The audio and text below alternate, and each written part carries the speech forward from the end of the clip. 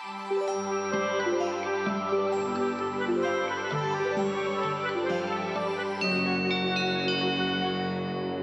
Guys, నేను మీ Shiva from Canada. అందరూ ఎలా ఉన్నారు? అందరూ బాగున్నారని అనుకుంటున్నాను. సో నా వీడియో మొదటిసారి చూస్తున్న వాళ్ళ కోసం స్మాల్ ఇంట్రడక్షన్. సో నా పేరు శివ, నేను కెనడాలో 4 years నుంచి ఉంటున్నాను. సో ఆల్రెడీ కొన్ని వీడియోస్ వేసాను కెనడా పైన, ఇక్కడ ఏంటి జాబ్స్ ఉంటాయి, సాలరీస్ ఏంటి అనేది ఒకసారి నా ఛానల్లోకి వెళ్ళి చూడండి. సో ఈరోజు టాపిక్ ఏంటంటే, సో యాక్చువల్గా 2025లో 2026లో there are so many people, అంటే నాకు తెలిసిన ఫ్రెండ్స్ కానీ అందరూ NRIs are returning to India back. Canada నుంచి చాలామంది 2025లో 2026లో కూడా వెళ్తున్న వాళ్ళు ఉన్నారనమాట.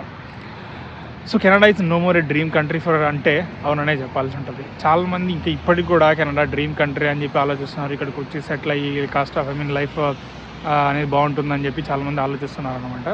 సో కానీ మరి ఇక్కడ ఉన్న వాళ్ళు ఎందుకు రిటర్న్ అవుతున్నారు ఇండియాకి అనే దాని గురించి మాట్లాడితే ఇక్కడ మెయిన్గా ఒక 2 reasons ఉంటాయి అనమాట. ఒకటి, వాళ్ళందుకు వాళ్ళే వాలంటరీగా రిటర్న్ వెళ్ళే వాళ్ళు ఉన్నారు. At the same time Canada కూడా ఫోర్స్ఫుల్గా, అంటే కొన్ని డిఫరెంట్ వేస్ అనమాట, ఫోర్స్ఫుల్గా కూడా ఇండియాకి డిఫరెంట్ కంట్రీస్, వాళ్ళ ఓన్ కంట్రీస్ ఏదైతే ఆ కంట్రీస్కి రిటర్న్ చేస్తూ ఉందన్నమాట. అసలు కెనడా ఎలా ఫోర్స్ఫుల్గా రిటర్న్ చేస్తుంది అని మనం మాట్లాడుకుంటే, రేసిజం అనేది ఎక్కువ అవుతుంది. నీకు కెనడియన్ పీపుల్ అనేది చాలామంది నీకు ఎందుకు ఇమిగ్రెంట్స్ అందగా తెస్తున్నారని వీళ్ళ కంట్రీ వాళ్ళు ఎక్కువగా స్లోగన్స్ చేస్తుండడం వల్ల గవర్నమెంట్ కూడా ఇమిగ్రెంట్స్ అనేది తగ్గియాలి అనేది నీకు స్టార్ట్ చేస్తాను అనమాట. ఎస్పెషల్లీ మన ఇండియన్స్ ఇక్కడ ఈ అదర్ కమ్యూనిటీ వాళ్ళు, అంటే నార్త్ ఇండియన్ కమ్యూనిటీ వాళ్ళు ఇక్కడికి వచ్చేసి వాళ్ళు సపరేట్ ఒక వాళ్ళ కమ్యూనిటీ అనేది ఎక్స్పాండ్ అవుతుంది అనమాట. ఇక్కడ హిందూ టెంపుల్స్ కానీ లేకుంటే వాళ్ళ టెంపుల్స్ కానీ స్టార్ట్ అయిపోయాయి, అంటే మన ఇండియన్ టెంపుల్స్. తర్వాత చాలా జాబ్స్లో, పార్ట్ టైం జాబ్స్లో ఎవ్రీవేర్ మన ఇండియన్సే ఉంటున్నారు. ఇక్కడ కెనడియన్స్కి జాబ్స్ ఉండట్లేదని చెప్పి వీళ్ళు తిరగబడుతున్నారు అనమాట. ఫేస్బుక్స్లోను, ఇన్స్టాగ్రామ్లోను మీరు ఎక్కడైనా కామెంట్స్ చూసారంటే అన్ని కామెంట్స్ దగ్గర ఇండియన్స్గా ఏదైనా రీల్ పెట్టినారంటే అలా కామెంట్స్ కింద గో బ్యాక్ టు ఇండియా అని ఉంటుంది అనమాట. మొన్న లండన్లో చూసారు, రీసెంట్గా యూఎస్లో చూసారు. ఇక్కడ కూడా ఇప్పుడు రేసిజం వల్ల కిల్లింగ్స్ జరుగుతున్నాయి. ఓకే, లాస్ట్ ఒక 5 yearsలోనే 1000 మంది ఇండియన్స్ ఇక్కడ ఇలాంటి ఇష్యూస్ వల్ల చనిపోవడం అనేది జరిగిందని నేను న్యూస్లో చూశాను అనమాట. సో ఈ విధంగా జరుగుతుందని చెప్పేసి Canada government they are shifting the policies, they are restricting ఇమిగ్రెంట్స్ని తీసుకొని రావడానికి, ఎస్పెషల్లీ మన ఇండియన్ కైండ్ ఆఫ్ కంట్రీస్ నుంచి తీసుకురావడానికి రిస్ట్రిక్షన్స్ పెడుతుందన్నమాట. సో పాలసీస్ రిస్ట్రిక్షన్స్ ఏంటంటే, ఈ year Canada government work permit అనేది రిస్ట్రిక్షన్ చేస్తుంది. దెర్ ఆర్ నో ఎక్స్టెన్షన్స్ అనేది ఆల్మోస్ట్ చాలా తగ్గించేసింది అనమాట. ఎక్స్టెన్షన్స్ యాక్చువల్గా మీరు ఒక సర్వే చూస్తే millions of work permit holders are waiting for their extension in 25 and 26 అనమాట. 25-26లో మిలియన్స్ ఆఫ్ వర్క్ పర్మిట్స్ అనేది ఎక్స్పైర్ అయిపోతున్నాయి. ఎక్స్టెన్షన్స్ ఇవ్వట్లేదు. They are checking the backlog. ఇంకోటి ఏంటంటే, ఈ పిఆర్ సిస్టంలో ఇంతకుముందు నువ్వు ఇక్కడికి వచ్చిన తర్వాత నీకు జాబ్ ఆఫర్ వచ్చిన తర్వాత జాబ్ ఆఫర్కి ఎక్స్ట్రా 50 points ఉండేవి అనమాట. LMIAకి 50 points CRS స్కోర్లో యాడ్ చేసేవాళ్ళు. ఇప్పుడు ఏం చేస్తుంది కెనడా గవర్నమెంట్, ఈ ఈ LMIAకి సంబంధించిన పాయింట్స్ అనేది లాస్ట్ ఇయర్ అరౌండ్ ఏప్రిల్లో తీసేసింది 2024లో. ఎప్పుడైతే నీకు LMIA పాయింట్స్ అనేది తీసేసిందో, ఈ జాబ్ ఆఫర్ కింద వచ్చే పాయింట్స్ అన్ని 50 points పోవడం వల్ల ఆల్మోస్ట్ చాలామంది ఆ LMIA మీద ఆధారపడిన PR కోసం వెయిట్ చేస్తున్న వాళ్ళందరూ వాళ్ళ స్కోర్ అనేది తగ్గిపోయింది. 470, 480, 460 అలాగ వచ్చింది అనమాట. నీకు 470, 460కి వస్తే ఇప్పుడు PR రాదు. You need to need at least 520, 530, 540 ఉంటే గ్యారంటీగా చెప్పచ్చు. సో ఆ విధంగా కూడా PR రాకపోవడం వల్ల చాలామంది లాస్ట్ ఇయర్ రిటర్న్ అవ్వాల్సి వచ్చింది. నాకు తెలిసిన నా ఫ్రెండ్స్ అరౌండ్ 3-4 అనేది వాళ్ళు లాస్ట్ డ్రాకి 520, 521 మిస్ అయిపోయి సో PR రాక ఇండియాకి రిటర్న్ అవ్వాల్సి వచ్చింది అనమాట. వర్క్ పర్మిట్ 9 lakhs బ్యాక్లాగ్స్ ఉన్నాయి. దాంట్లో of around 4 lakhs, 3.5 lakh, 4 lakhs అనేది ఇండియన్ బ్యాక్లాగ్ ఉన్నాయి అనమాట. వర్క్ పర్మిట్ కానీ స్టడీ పర్మిట్ కానీ they are not giving extensions. నా ఫ్రెండ్ ఉన్నాడు, రీసెంట్గా ఆయన వర్క్ పర్మిట్ ఎక్స్టెన్షన్ కోసం సబ్మిట్ చేసినాడు. ఇప్పుడు more than 10 months అయింది. జనరల్గా వర్క్ పర్మిట్ ఎక్స్టెన్షన్ అనేది మోస్ట్లీ 2 months తీసుకుంటుంది, 3 months తీసుకుంటుంది. కానీ ఆయనకు ఆల్మోస్ట్ ఇప్పుడు 9 months, అరౌండ్ 10 months అవుతుంది. ఇంకా ఎక్స్టెన్షన్ రావలేదు, ఇంకా అప్రూవ్ అవ్వలేదు. ఈ ఇయర్ అసలు వాళ్ళు చేయాలనే ప్లాన్లో కూడా ఉన్నారో లేదో కూడా తెలీదు. అంటే వెరిఫైయింగ్ ఎవ్రీథింగ్ అనమాట. గ్యారంటీగా ఆయన ఉంటాడా, ఇక్కడే ఉండడా, ఆయన ఖచ్చితంగా ఇక్కడ జాబ్, అంటే ఆ వర్క్ పర్మిట్ అతనికి ఇస్తేనే ఇక్కడ వర్కౌట్ అవుతుందా, వేరే వాళ్ళకి ఇవ్వచ్చా, ఎందుకు ఆయన వర్క్ పర్మిట్ ఎక్స్టెన్షన్ చేయాలి, అసలు ఆ జాబ్ ఇక్కడ వేరే కంట్రీస్ నుంచి ఉండి కూడా చేయకూడదు, ఇక్కడే ఎందుకు చేయాలి. So they are verifying everything అనమాట. అన్నీ వెరిఫై చేసిన తర్వాతనే వాళ్ళు ఈ ఇయర్లో వర్క్ పర్మిట్ అనేది ఎక్స్టెన్షన్ చేస్తున్నారు అనమాట. అంత స్ట్రిక్ట్గా రూల్స్ పెట్టేశారనమాట. ఈ ఇయర్ స్టడీ పర్మిట్స్ అనేది ఆల్మోస్ట్ 70%, 80% రిజెక్షన్స్ పెట్టేసింది. సో ఇలాంటి పాలసీ రిస్ట్రిక్షన్స్ అనేది కెనడా గవర్నమెంట్ పెట్టడం వల్ల ఇక్కడ నీకు ఇండియన్స్ ఈ ఇయర్, అంటే లాస్ట్ ఇయర్ రిటర్న్ అయిపోతున్నారు అనమాట. ఆల్మోస్ట్ నీకు లాస్ట్ ఇయర్ ఇయర్ నుంచి ఫోర్స్ఫుల్గా కూడా కెనడా డిపోర్టేషన్ అరౌండ్ 3,000 మెంబర్స్ని లాస్ట్ ఇయర్ నుంచి అంటే లాస్ట్ 1 or 2 years నుంచి డిపోర్టేషన్ చేసిందని చెప్పేసి న్యూస్ అనమాట. ఇప్పుడు వాలంటీర్గా వెళ్ళేదానికి ప్రాబ్లమ్స్ ఏమి ఉన్నాయని ఆలోచిస్తే అసలు ఎందుకు ఇండియన్స్ వాలంటీర్గా కెనడా నుంచి వెళ్ళాలనుకుంటారు? చాలామంది డ్రీమ్ హోమ్స్ ఇక్కడే సెటిల్ అవ్వాలనుకుంటున్నారు కదా. అలాంటప్పుడు ఎందుకు మరి ఇండియన్స్ రిటర్న్ అవ్వాలనుకుంటున్నారు ఓన్గా?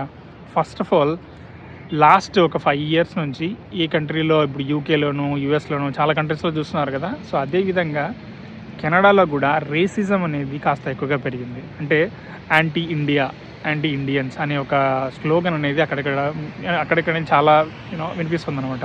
లాస్ట్ 1-2 years నుంచి చాలా కెనడియన్స్ అనమాట. మీరు ఒకవేళ ఇన్స్టాగ్రామ్లో ఎక్కడైనా Canadian related back to India అని కానీ లేకుంటే కమింగ్ టు ఇండియా అని కానీ ఎక్కడైనా చూస్తే మీరు ఆ కింద కామెంట్స్కి వెళ్తే చాలామంది Canadians they are putting comments అనమాట. ఎందుకు మీరు ఇండియాకి వస్తున్నారు, నువ్వు వెళ్తున్నావు కదా, సరే బ్యాక్ టు ఇండియా కదా, నీ ఫ్రెండ్స్ కూడా నువ్వు తీసుకెళ్ళు, మా కంట్రీ చాలా డెవలప్ అవుతుంది అని చెప్పి మీరు కామెంట్స్ చూస్తూ ఉంటారు అనమాట.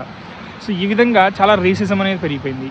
ఈ రేసిజంతో పాటు దెర్ ఆర్ సమ్ ఇన్సిడెంట్స్ అనమాట. రీసెంట్గానే నేను అంటున్న టొరంటో సిటీలో there were 2 students has been killed because of this racism అనుకోవచ్చు, లేకుంటే there are an number of reasons అయి ఉండొచ్చు. స్టూడెంట్స్ అనేది యూనివర్సిటీలోనో తర్వాత వేరే ప్లేస్లోనో అనమాట ఇద్దరిని కిల్ చేశారనమాట.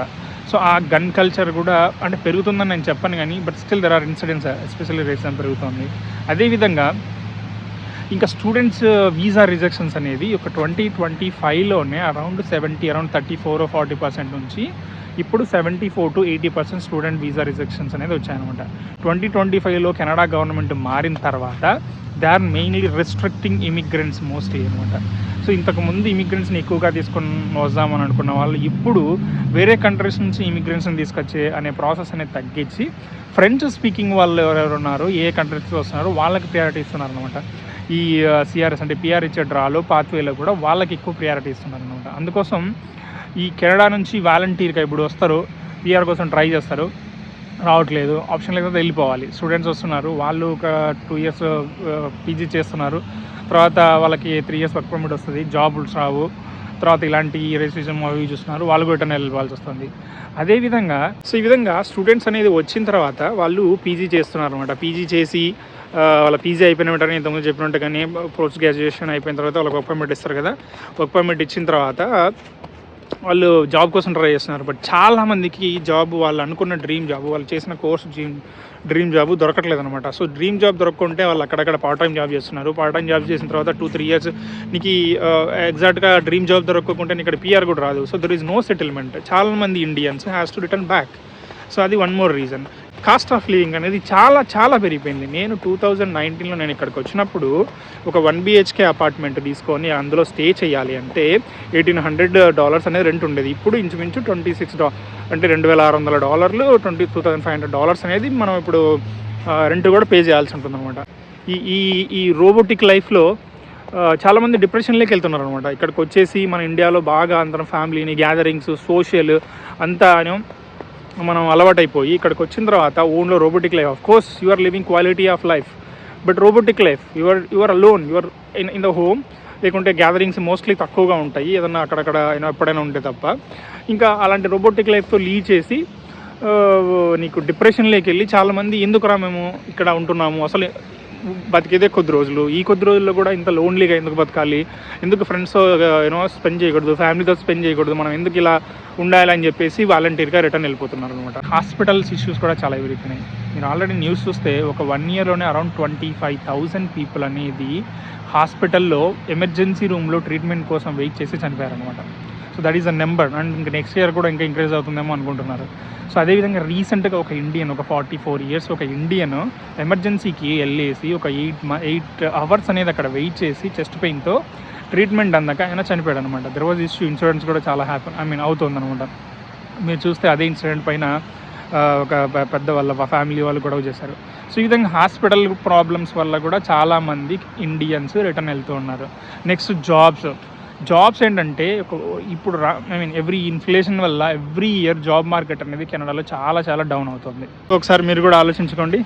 సో ఇదనమాట ఈ వీడియోలో. సో నా వీడియో నచ్చినట్లయితే ఖచ్చితంగా నా ఛానల్ ప్లీజ్ సబ్స్క్రైబ్ చేసుకోండి. At the same time like కొట్టండి ఒకటి.